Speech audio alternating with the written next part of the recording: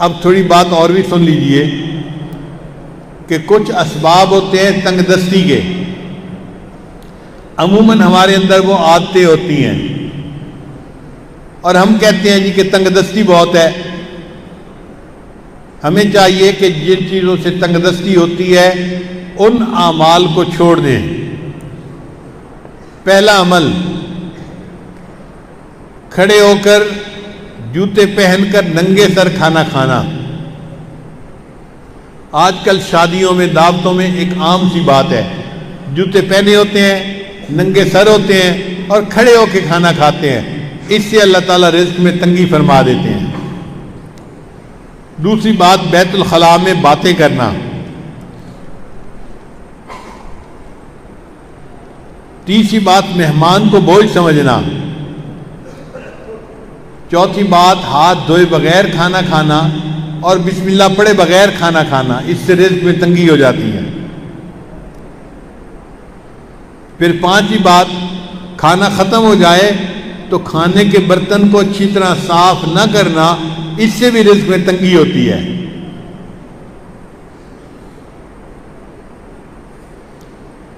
پھر چھٹی بات، مسجد میں دنیا کی باتیں کرنا۔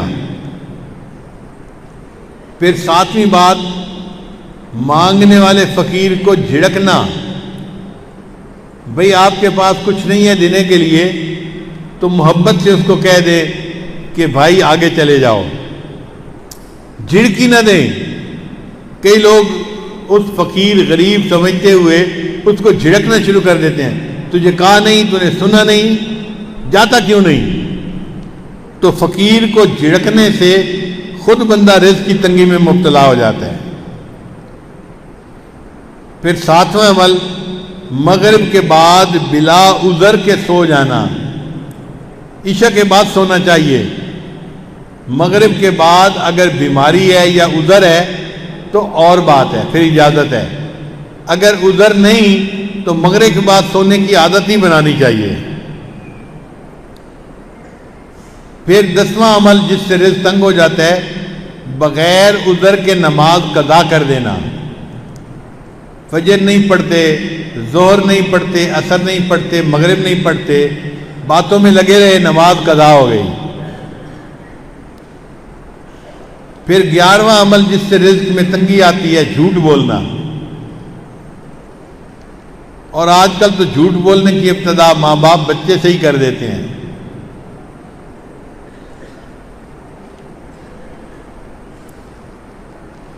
پھر 12واں عمل جس سے رزق میں تنگی ہوتی ہے، گانے بجانے میں دل لگانا۔ گانے پسند ہوتے ہیں تو آپ دیکھیں گاڑیوں میں ہر وقت ٹوں ٹوں ہوتی رہتی ہے، گانے لگے ہوئے ہوتے ہیں، میوزک لگی ہوتی ہے۔ پھر 13واں عمل جس سے رزق میں تنگی آتی ہے، اولاد کو برا بھلا کہنا۔ کچھ جاہل ماں باپ کو اولاد کو گالیاں دینے میں مزہ آتا ہے۔ ماں ہے تو گالیاں دیتی ہے، باپ ہے تو گالیاں دیتا ہے۔ اولاد کو گالیاں دینے سے اللہ تعالیٰ بندے کو رزق کی تنگی میں مبتلا کر دیتے ہیں۔ اس لیے غصے میں بھی اولاد کو دعا دینی چاہیے۔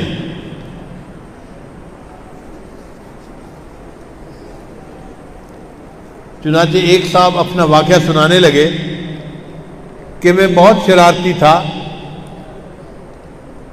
اور گھر والوں کو میں نے تنگ کیا ہوا تھا۔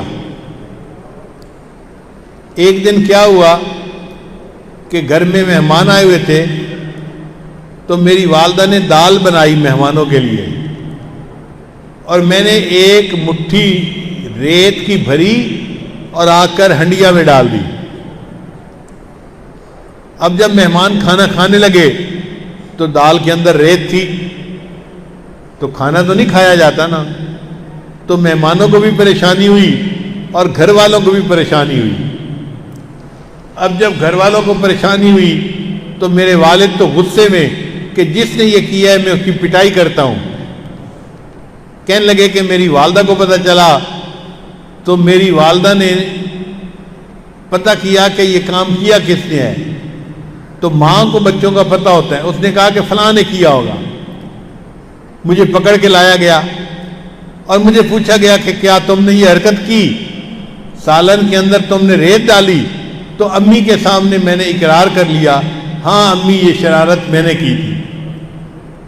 کہنے لگے کہ یہ شرارت کا جب میں نے اقرار کیا تو غصے میں میری ماں نے مجھے کہا، اچھا تو نے مہمانوں کو تکلیف پہنچائی اور سالن کے اندر تو نے ریت ڈالی، اللہ تعالیٰ تجھے حرم کا امام بنا دے۔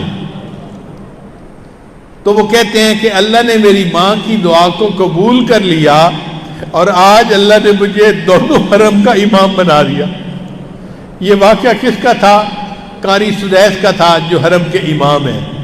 انہوں نے اپنی زندگی کا واقعہ سنایا کہ میں نے یہ حرکت کی تھی، میری والدہ نے مجھے بد دعا دینے کی بجائے دعا دی تھی، بیٹا اللہ تجھے حرم کا امام بنا دے، اور آج میری ماں کی دعا قبول ہوئی اور اللہ نے مجھے حرم کا امام بنا دیا۔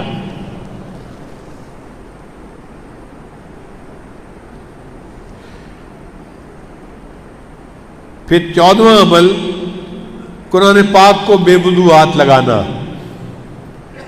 بعض لوگ قرآن مجید کی بے حرمتی کرتے ہیں، وضو کے ساتھ ہاتھ لگانا چاہیے، وہ بے وضو بھی ہاتھ لگا لیتے ہیں۔ تو بے وضو ہاتھ لگانے سے اللہ تعالیٰ رزق میں تنگی پیدا فرما دیتے ہیں۔ 15واں عمل غیر محرم کو بے دھڑک دیکھنا۔ بعض نوجوان سمجھتے ہیں کہ ہوتا تو کچھ نہیں، تو غیر محرم کو دیکھو مزے اڑاؤ۔ تو غیر محرم کو دیکھنے سے اللہ تعالیٰ بندے کو رزق کی تنگی میں مبتلا فرما دیتے ہیں۔